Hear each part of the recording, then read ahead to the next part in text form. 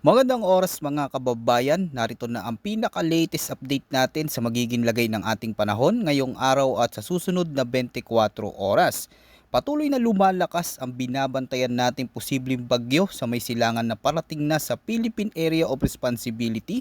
Bukod dito, meron din tayong isa pang sistema na dapat bantayan. Alamin natin ang mga pagbabago sa direksyon at lakas nito.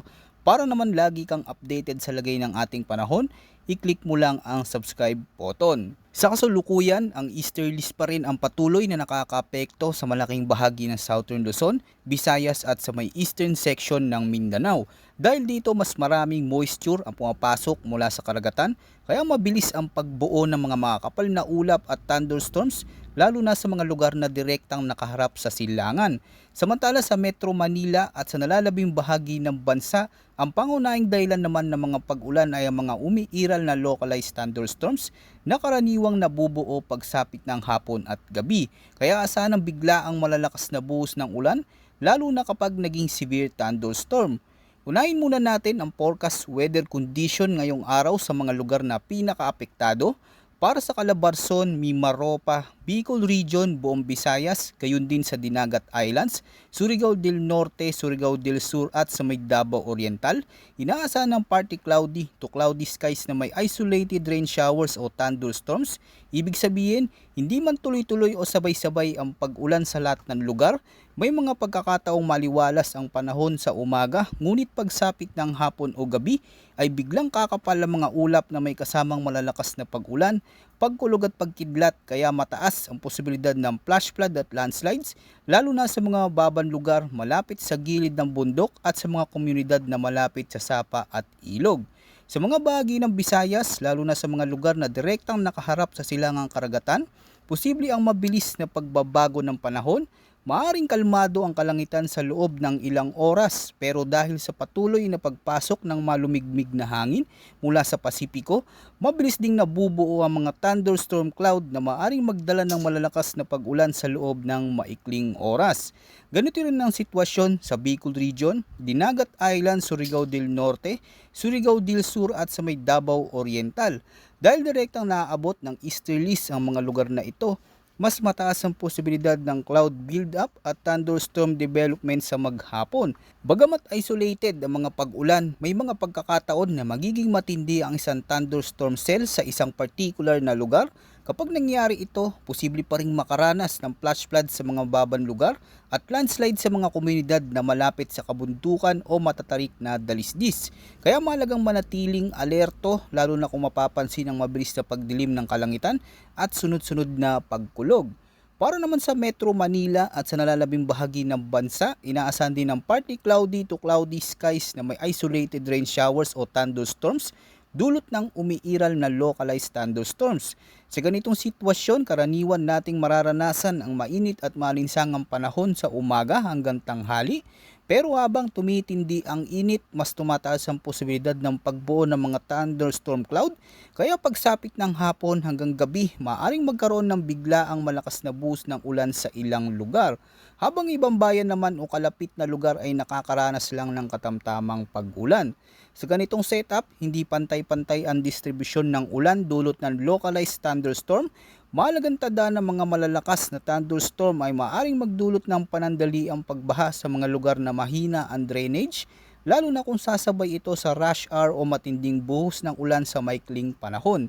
Pagdating naman sa wind and coastal water condition, para sa extreme northern Luzon, inaasahan ng light to moderate winds na magmumula sa southwest. Ang coastal water dito ay slight to moderate na may taas ng alon na nasa pagitan ng 0.6 hanggang 1.8 meters. Dahil dito pinapayuhan ng mga maliliit na bangka na maging maingat, lalo na kung magkakaroon ng biglaang pagkulog at pagkidlat na maaring magdulot ng biglaang pag-alon ng karagatan. Samantala sa Palawan at mga kanlurang bahagi ng Visayas at Mindanao, inaasahan naman ng light to moderate winds na magmumula sa southwest to south. Ang coastal sea condition dito ay slight to moderate na may taas ng alon mula 0.6 hanggang 1.2 meters. Para naman sa nalalabing bahagi ng bansa, gayon din sa Luzon, Visayas at Mindanao, inaasahan ng light to moderate winds na magmumula sa southeast to south. Ang mga coastal sea condition dito ay may slight to moderate na may taas ng alon na nasa pagitan ng 0.6 hanggang 1.2 meters. Sa pangkalahatan, kahit hindi gaanong maalon ang karamihan sa ating mga baybayin at karagatan, gaya ng ating paalala araw-araw, mahalagang bantayan ang mga localized thunderstorms na maaring magbuo anumang oras at magdulot ng bigla ang pagbugso ng hangin at pagtaas ng alon. Ngayon, dumako naman tayo sa latest tropical cyclone threat forecast. May isa tayong sistemang patuloy na binabantayan sa labas ng Philippine Area of Responsibility. Batay sa mga bagong datos mula sa iba't ibang weather models sa mga susunod na araw, sinasabi na may posibilidad na mabuo ito bilang isang ganap na tropical cyclone at kapag nakapasok sa ating area of responsibility, ay tatawagin natin ito bilang Bagyong Francisco. Sa ngayon, nakikita sa ilang model guidance na may potensyal ang sistemang ito na maging isang malakas na bagyo at posible pang umabot sa severe tropical storm o maging typhoon category habang kumikilos sa karagatan. Ito ay dahil sa mga kondisyon sa paligid nito na mas nagiging favorable para sa patuloy na pag-organisa at paglakas ng isang tropical cyclone. Pero may isang mahalagang detalye na lumalabas sa mga bagong forecast. Habang nananatili ang posibilidad ng paglakas ng sistema, mas marami ang weather models ang nagpapakita ng senaryong maaari itong mag-recurve o lumiko pa ilagang silangan habang papalapit sa Western Pacific. Meaning, mababawasan ang posibilidad ng direktang pagtama nito sa ating kalupaan. Pero mahalagang tandaan mga kababayan na long range forecast pa lamang ito. Ibig sabihin sa ganitong setup, marami pa ang maaaring magbago sa eksaktong ruta, bilis at lakas ng sistema habang hindi pa ito ganap na nabubuo.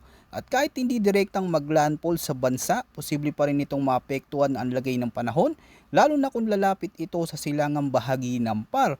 Sa ganitong sitwasyon, maaaring makahila ang sistema ng mas maraming moisture mula sa karagatan na maaaring magpalakas ng mga pag-ulan sa ilang bahagi ng bansa. Kung sakaling mas bumaba ng bahagya ang track nito kumpara sa kasulukuyang projection, ang mga unang lugar na maaaring makaranas ng malalakas na pag-ulan at pabugso-bugsong hangin ay ang mga baybaying lugar ng Cagayan, Isabela, Aurora, Quezon, gayon din sa mga Catanduanes, Camarines Norte, Camarines Sur, Albay, Sorsogon, pati na rin ang ilang bahagi ng Eastern Visayas, kabilang ang Northern Samar, Eastern Samar, Samar, Leyte at Southern Leyte. Bukod dito mga kababayan, may isa pa tayong posibleng bagyo na nakikitang maaring sumunod pagkatapos ng sistemang ito. Sa ngayon, mas kalat-kalat pa ang forecast para sa pangalawang potensyal na bagyo.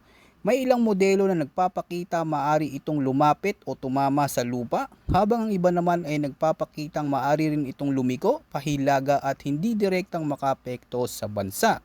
Dahil dito, mahalagang patuloy nating bantayan hindi lamang ang posibleng bagyong Francisco kundi maging ang mga susunod pang sistemang maaaring mabuo. Tandaan na habang lumalakad ang forecast period, mas mataas din ang posibilidad ng pagbabago sa track at intensity ng bagyo na parating. Habang dumarami ang datos sa mga darating na araw, mas nagiging malinaw kung alin sa mga forecast scenario ang mas malamang na mangyari. Patuloy nating bantayan ang bawat galaw ng mga sistemang ito at pinakabagong weather updates dito sa ating channel. Maraming salamat sa patuloy na pagtutok mga kababayan at tulad ng lagi nating paalala, manatiling handa, manatiling ligtas at mag-ingat po tayong lahat.